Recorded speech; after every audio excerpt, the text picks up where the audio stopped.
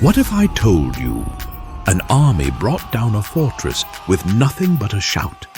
A city sealed shut, its gates locked, walls so high, so thick, no force had ever broken through. Unshaken for generations, armies feared it.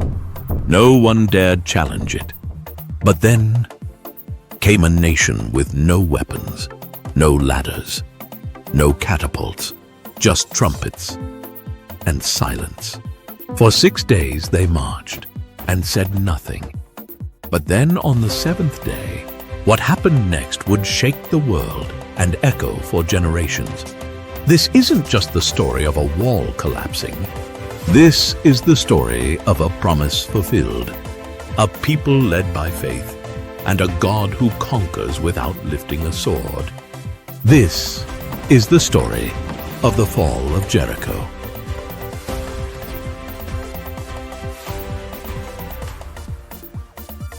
After 40 years in the wilderness, the journey was nearly over. Israel had crossed the Jordan on dry ground. The river that once stood between them and the Promised Land had parted by the hand of God. Their feet touched Canaan's soil for the first time.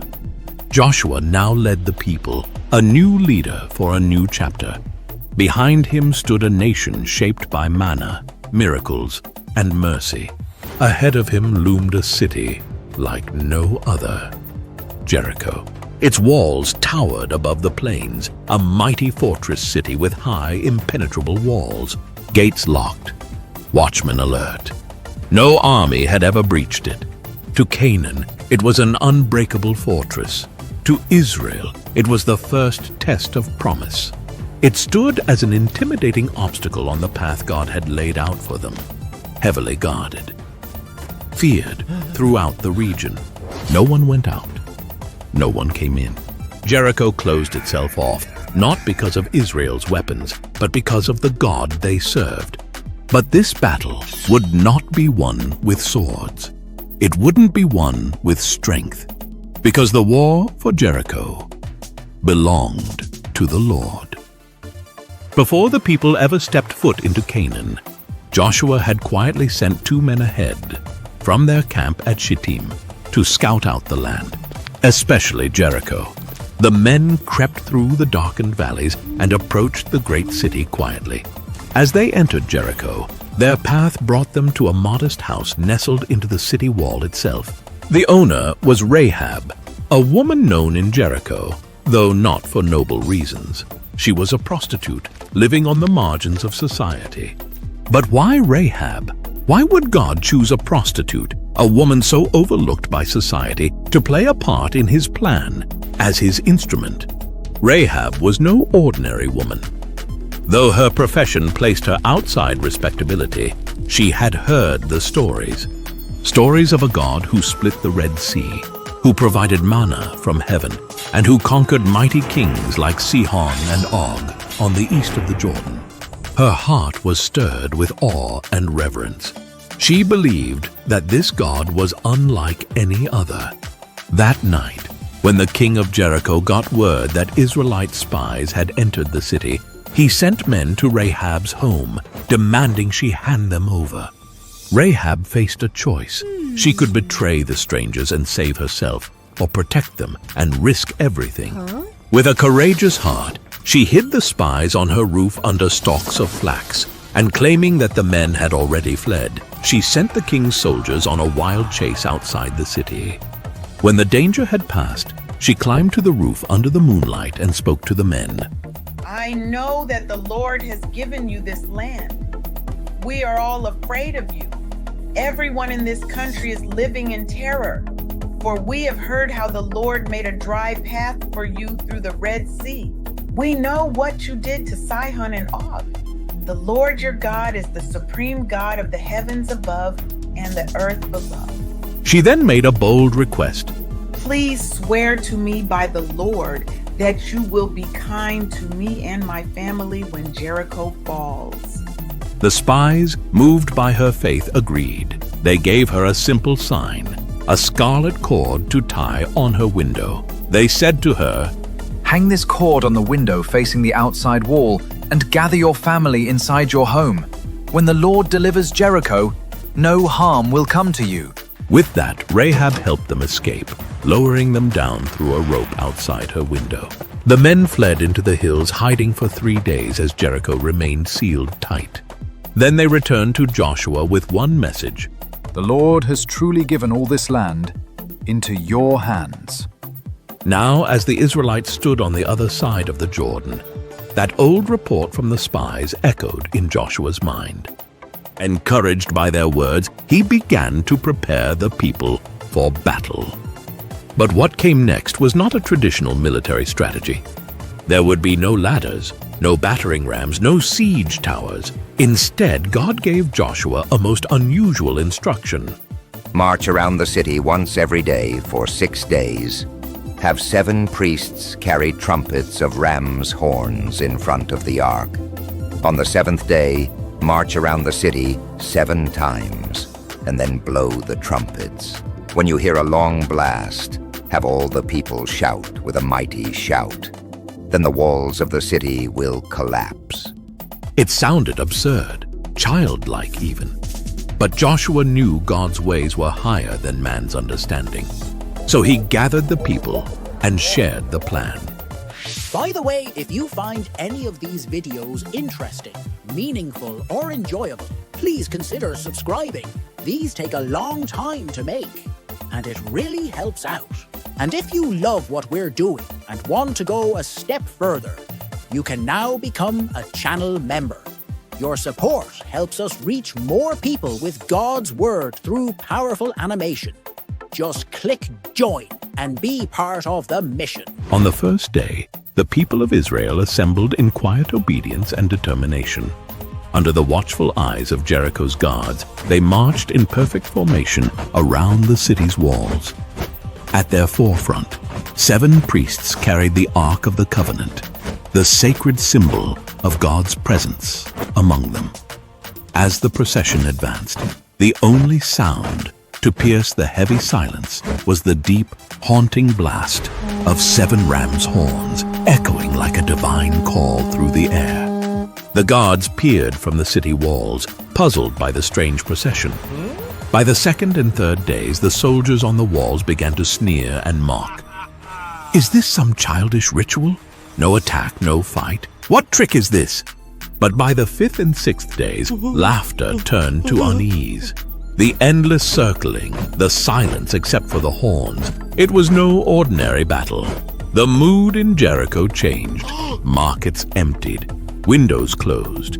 Fear started to ripple through the soldiers as they stood stiff on the walls, their eyes fixed on the Israelite camp. They marched, and still not a word was spoken. They marched, and Jericho watched. The stage was set. The people of Israel had obeyed. The ark had been carried. The priests had sounded their horns. And the walls waited. As the first light of dawn crept over the horizon, the camp of Israel stirred with purpose. This was no ordinary morning. Today was the 7th day, the day everything would change. From the top of Jericho's walls, guards watched with wary eyes. Joshua walked among the people, his face calm, yet fierce with focus. The priests took their positions, carrying the Ark of the Covenant with reverence. 7 of them held Ramses' horns close to their lips, waiting for the moment. The people fell into formation behind them, all ready. The command was clear: march. And they did. Once, twice, 3 times, 4, 5, 6. From the walls, Jericho's watchmen no longer mocked. They stood frozen and terrified. Then came the 7th lap. The priests raised their horns and blew a thunderous blast. The signal.